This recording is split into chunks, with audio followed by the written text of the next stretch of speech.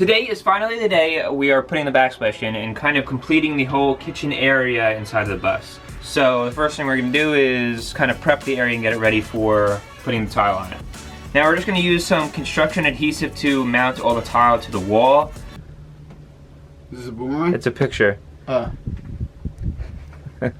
Mostly because I don't want to use any mortar, just because of the weight, and I don't want it to crack with any of the vibrations of the bus itself. So we're going to be using this Gorilla Glue adhesive on each one of the tiles, and we're going to do an overlay of the tiles. So yeah, we can start with getting the area prepped, and then we can start with actually putting the tile up.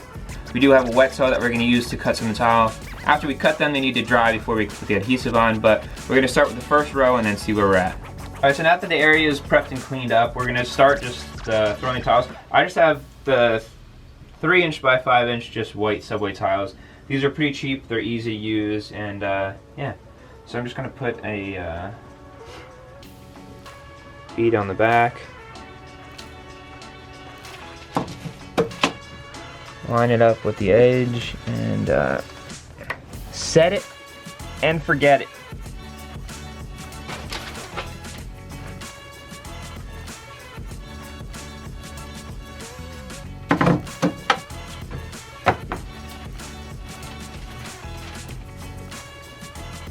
So here I am just securing the bottom layer to make sure that it's straight and we have a level line to go off when applying the rest of the tiles. And here I am using the tile saw to cut the 1½ so that there's the offset pattern for the tiles on the backsplash. I also used the tile saw to cut the tiles along where the switch plate is going to go, and after I made sure that it was perfectly lined up and a good cut, I was able to put the adhesive on the back and secure it behind the wall outlet. And here's a quick time lapse of us applying all of the tile on the backsplash behind the main cooking area. Most of them were pretty straightforward, and it lined up at the end that I just needed half a tile, so we were able to kind of wipe out the backsplash pretty quickly.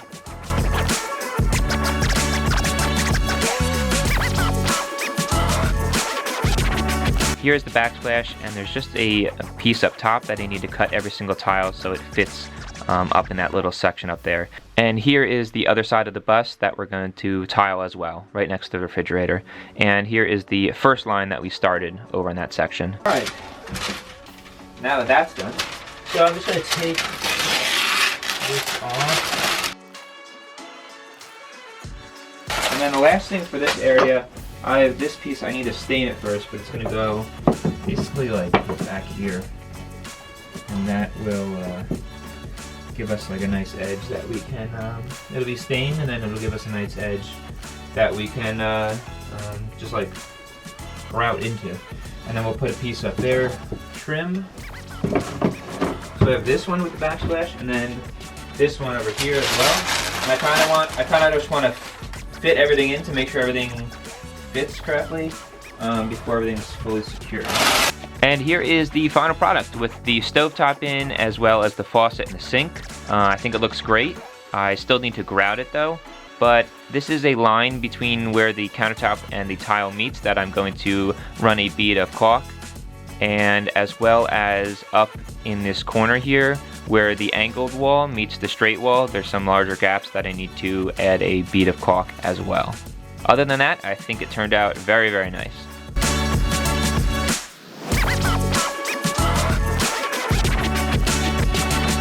So like I said, just a few more things. Some grout we need to add.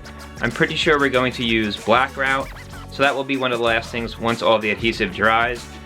We do have the cabinet on the side where the refrigerator is. There's a gap underneath because I'm trying to make this cabinet so that it can come out so that I can access a lot of the electrical and stuff behind the refrigerator. But besides that, the tile is up. That's what we wanted to do. And yeah, moving on to the next thing. So I appreciate you guys watching, and I'll see you in the next video.